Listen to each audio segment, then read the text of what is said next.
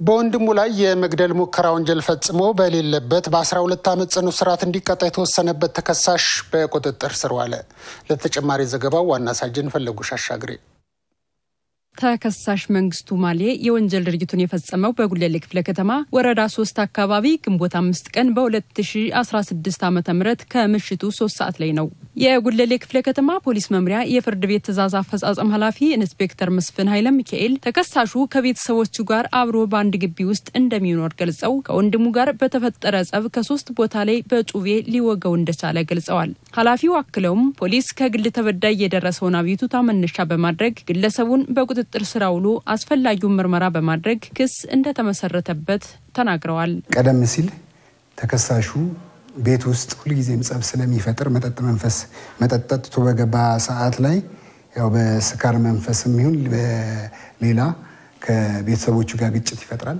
ይህን ተንተርሰው ከቤት አስወጥተውት ነበር። ነገር ግን ከዛ በኋላ በሽማግሌ ታርቆ ቤት ውስጥ ገብቶ ነው ድርጊቱን በፈጸመበት ቀን አምሽቶ ማታ ላይ በመጠጥ መንፈስ ጉዳት ያደርስበትና ተከሳሽ በደረሰበት ጉዳት ሆስፒታል ሲከታተል ቆይቶ ድርጊቱ ወደ ፍርድ ቤት ሄደው ባደራጀነው የምርመራ መዝገብ ላይ የምስክሮች ቃል ላይ የተሟላ ሲሆን እንዲሁም የሕክምና ማስረጃውንም ጨምሮ ሌሎች ማስረጃዎችን ካሰባሰብን በኋላ ወደ ጉለሌ ምድብ አቃቤ ሕግ ጽሕፈት ቤት ልከነዋል አጠናቀን።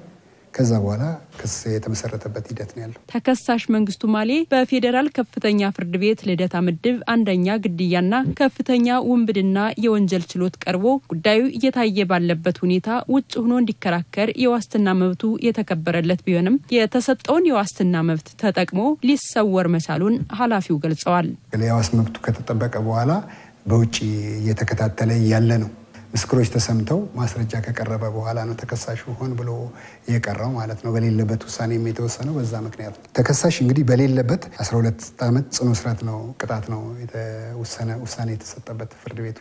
ተከሳሹ ውሳኔ ካገኘ ከ1 ወር ከ15 ቀን በኋላ ተገቢውን ጥረት አድርገን ከህብረተሰቡ ጋር ባገኘነው መረጃ መሰረት ተከሳሹን ተከታትለን የያዝንበት ሂደት ነው። በግለሰቦች መካከል በተለያዩ አጋጣሚዎች አለመግባባቶች ሲፈጠሩ ጉዳዩ የከፋ ደረጃ ከመድረሱ በፊት በመነጋገር መፍታት እንደሚገባ ኢንስፔክተር መስፍን አሳስበዋል። ከተማሪዎች ማደሪያ ክፍል ውስጥ ሞባይል ስልኮችና ላፕቶፕ የሰረቁ ተጠርጣሪዎች በቁጥጥር ስር ውለው በእስራት ተቀጡ።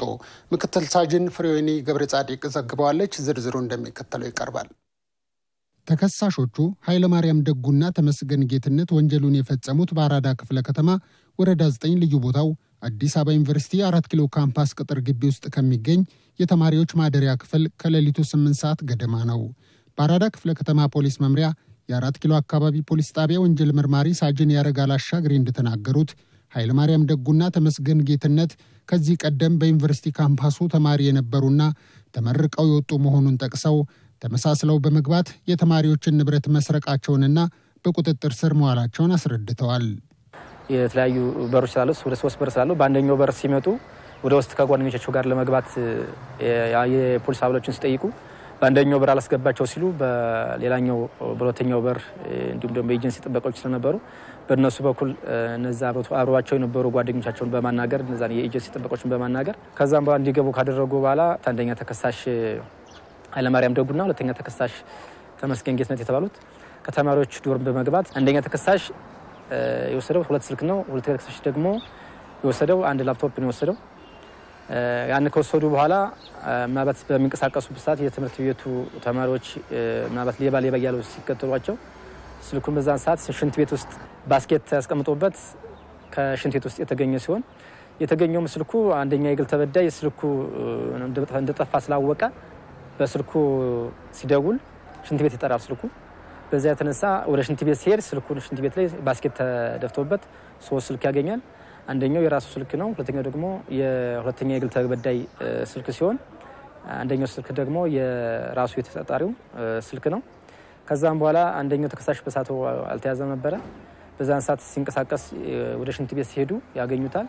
እንደዚህ አይነት ነገር ላፕቶፕ ወስዳልና የታስቀመጥከው ምናምን በሚልበት ሰዓት ሽንት ቤት ውስጥ ላይ ጣውላ ስር ላይ እንደደበቀው ተናገረ። ራሱ ላፕቶፑን ደግሞ ከሽንት ቤት ውስጥ አውጥቶ ለፌደራል ፖሊስ አባሎች ሰጥቷቸዋል። እኛም ያለውን ነገር አቤቱታውን ተቀብለን ጀምረን የምርመራ መዝገባችንን ከጨረስን በኋላ ለክፍላችን አቃቢ ህግ ልከን መዝገቡን ለአቃቢ ህግ እየታየ ከቆየ በኋላ ፍርድ እንዲያገኙ አድርገናል። የቀረበለትን የክስ መዝገብ የተመለከተው በፌዴራል የመጀመሪያ ደረጃ ፍርድ ቤት አራዳ ምድብ 3ኛ ወንጀል ችሎት ሚያዝያ 24 ቀን 2017 ዓ.ም በዋለው ችሎት እንደ ወንጀል ተሳትፏቸው ተከሳሽ ኃይለማርያም ደጉ በ7 ዓመት ከ8 ወር እንዲሁም ተመስገን ጌትነት በ4 ዓመት ከ6 ወር እስራት እንዲቀጡ ወስኖባቸዋል። በትምህርት ተቋማት አካባቢ ያለው የደህንነት ሁኔታ መጠናከር እንዳለበት የገለጹት መርማሪው የጥበቃ ባለሙያዎች ወደ ግቢው የሚገቡና የሚወጡ ማንኛቸውንም ግለሰቦች መታወቂያ በሚገባ ማረጋገጥ እንዳለባቸው አሳስበዋል።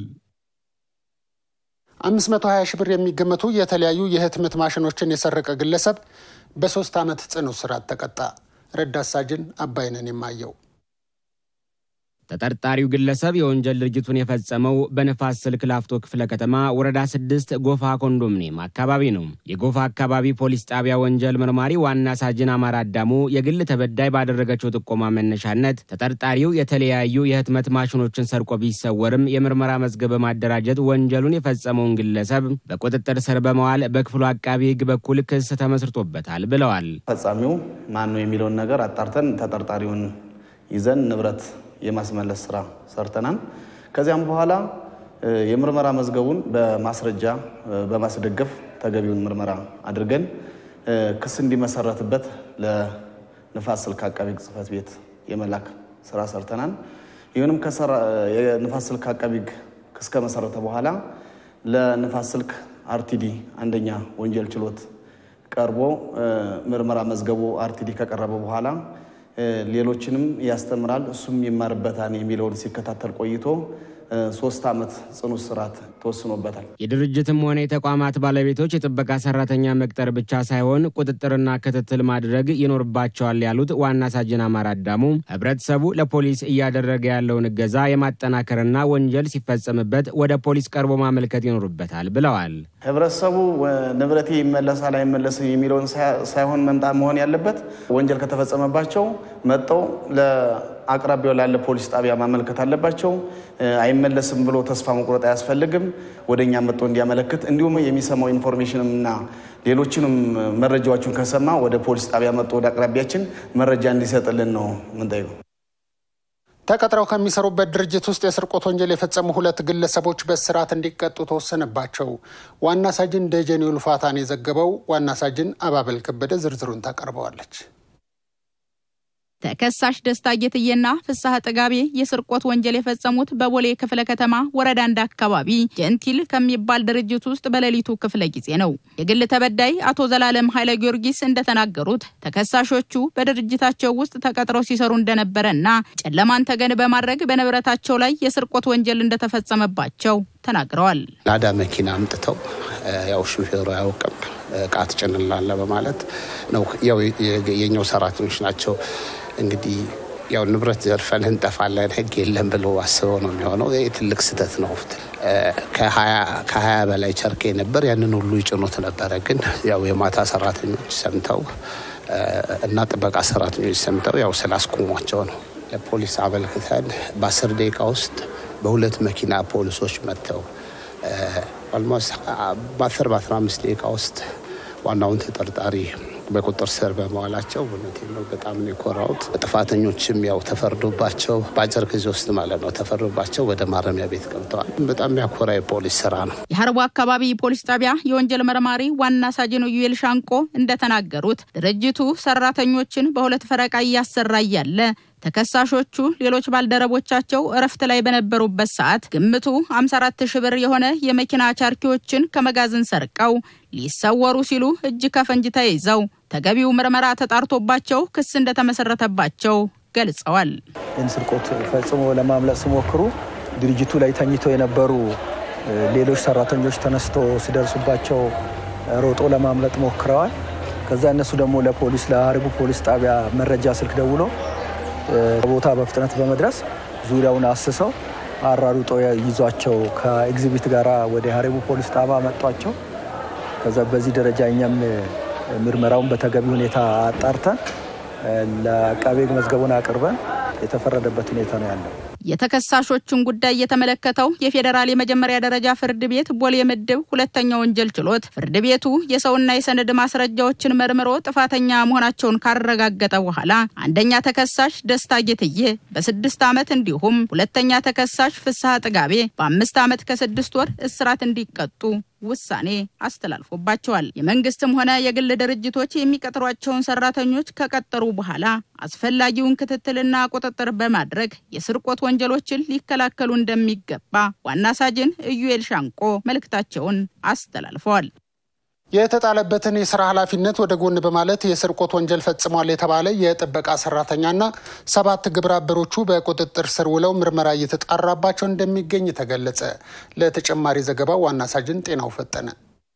የወንጀል ድርጊቱ የተፈጸመው በአዲስ ከተማ ክፍለ ከተማ ወረዳ 13 ኤፍጂ ጋርመንት ድርጅት ውስጥ ነው። አንደኛ ተጠርጣሪ በኤፍጂ ጋርመንት በጥበቃ ሰራተኝነት ተቀጥሮ የሚሰራ ሲሆን ከሌሎች 7 አባሪዎቹ ጋር በመሆን የተጣለበትን የሥራ ኃላፊነት ወደ ጎን በማለት በድርጅቱ መጋዘን ውስጥ የተቀመጠ ጣቃ ጨርቅ መስረቃቸውን በብርጭቆ ሚክሊላንድ አካባቢ ፖሊስ ጣቢያ የንብረት ነክ ወንጀል ምርመራ ቲም ኃላፊ ረዳት ኢንስፔክተር ኃይሉ ጋሻው ገልጸዋል።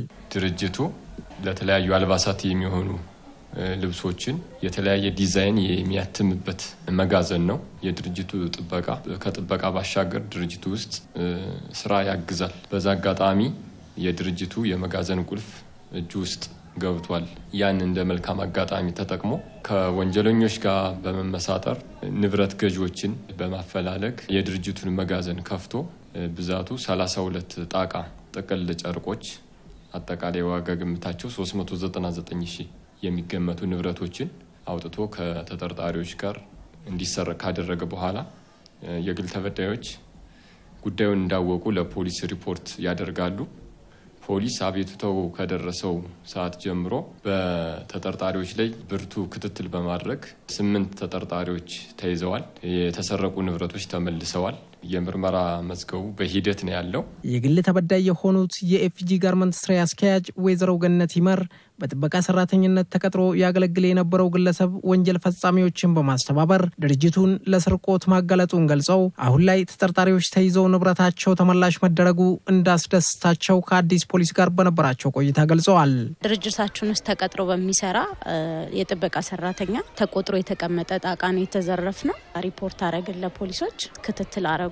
ኤግዚቢት እቃው ተያዘ። ፖሊሶች ከፍተኛ ባረጉት ጥረት ነው እቃው ሊገኝ የቻለው። እኛ አጋጣሚ ሆኖ በሰው ነበር ቅጥሩን የፈጸምነው፣ በትውውቅ ነበረ። ምንም አይነት ዋስትና ወይም ደግሞ ማስረጃም አልነበረንም።